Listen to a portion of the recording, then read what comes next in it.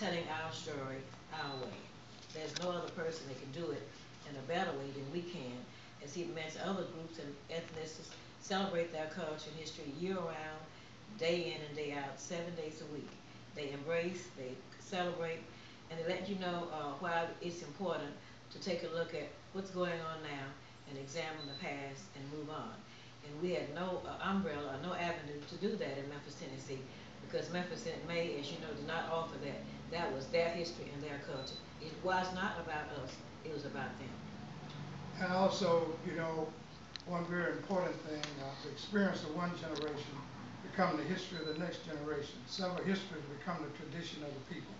So you have to have a strong background and know your history to move forward, as Yvonne has said. So we started with no money, nothing, just an idea. But we wanted to see this idea come into fruition. So we went down on Main Street in Memphis with our African clothes on and a drum and started beating on the drum, about three of us. And everybody said, "What are you all doing?" So we started the African April Fest. And people walked by, some of our people said, "Well, we don't want to go back to Africa." What they didn't know, we were building a house for them. And whites would come by and say, "Good." Jewish people say, "Good." Everybody needs to celebrate their history and culture. So that's how we started, from a very humble beginning in 1986. And we went on to charter the group, the organization, and began to raise money to try to take it to the next level.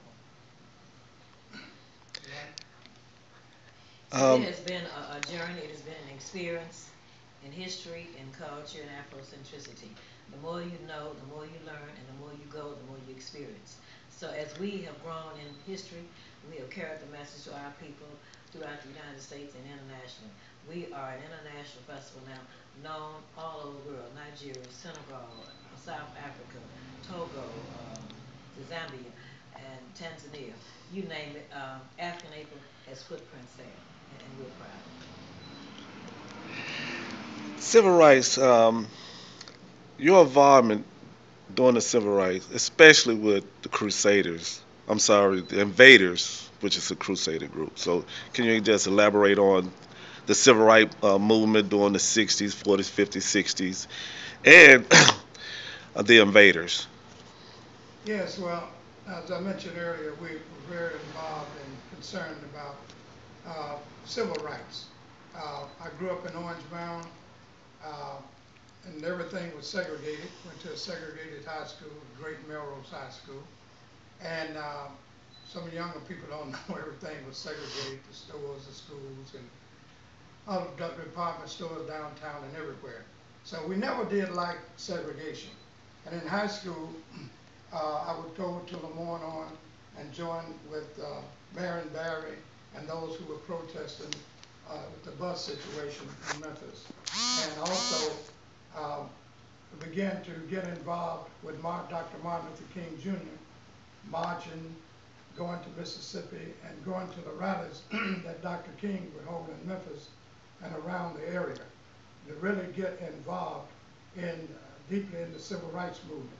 We started with the NAACP as kind of young foot soldiers, marching and learning all we could about movements. And then as we grew and developed, um, there was a group called the Invaders. And my wife was a teacher over at Carver High School, and she can elaborate a little on that, where most of the Invaders came from, at Carver High School. So Yvonne, you want to? Yes, Carver High School is a great school named after George Washington Carver.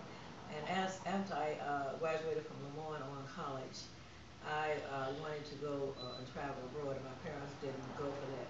At that time, parents were too concerned about you traveling away from home. They said, get an education, and then you go to work. So my first assignment was Carver High School. So there, with several other my colleagues who came in as the young crowd, and we faced the opposition of some of the teachers who didn't understand humanity, didn't understand the movement, and the guys and some of the young ladies were concerned about African American studies and not being involved in the curriculum of the schools and not having a say so as to what was going on in the city of Memphis. And I think Pendleton Hammer summed it up well when she said they were sick and tired of being that kind of sick and tired of that education, so sick and tired of being tired of what they were getting in the name of so-called education. So they wanted to take what they were doing in the classroom and extend it to the community because those students were the community as well as I represent the community. So they didn't have anywhere to hold the meetings, and they would come to my class and say, well, can we stay after class and have a meeting? I said, sure, you know, room doesn't belong to me. It belongs to the public. It's a public school. So it was open to the public. And they were, to me, represent the public. I said, yes. I was criticized for that.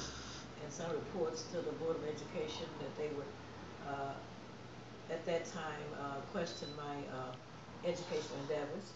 And they would go to the board and see if they could have me removed. But as history goes on, an idea is born, and you can't stop a train that's on the track. And the train that the invaders had was moving, and that train was on the track, and anybody who got in the way had to be removed.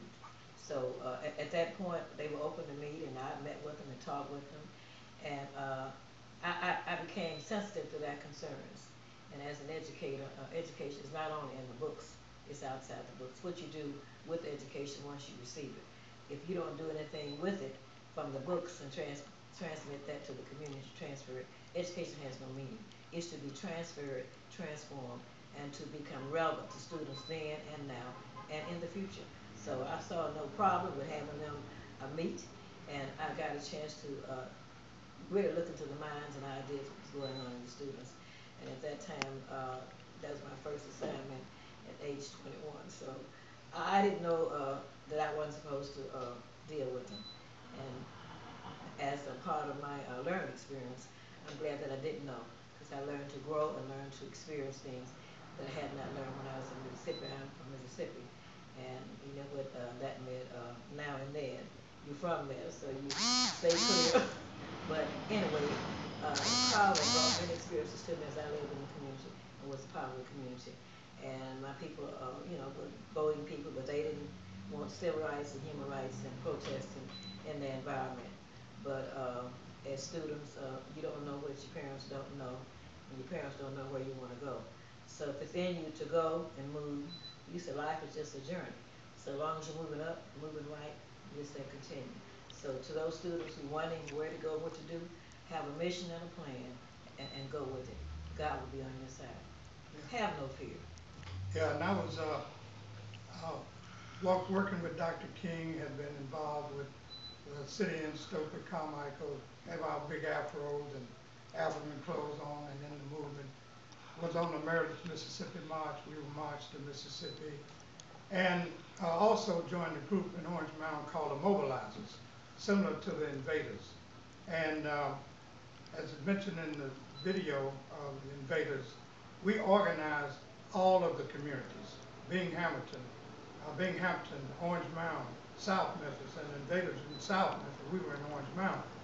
So we were all working together, not as gangs, but all working together to create a movement that would help us get out of segregation, racism, and discrimination. And as we have it, Dr. King was asked to come to Memphis and to help the sanitation workers. And the Invaders had already been in the community working very diligently and very hard by housing and trying to lift people, African American people up, trying to get them a sense of self. And the powers that be in Memphis, the NACP and ministers and etc., asked Dr. King to come to Memphis. And to make a long story short, Dr. King agreed to come to help the sanitation workers. And they did not include the Invaders in their planning, according to Buzz Brown and some of the other Invaders. And as a result, during the disturbance of Dr. King when he came back to Memphis for that march where it erupted in a revolt, I'd say, not a riot, the Invaders was accused of starting the incident that happened down on Main Street. But that was the farthest thing from the truth. The Memphis police, the FBI, and everybody else that wanted to destroy Dr. King and the Invaders had to blame somebody on the trouble.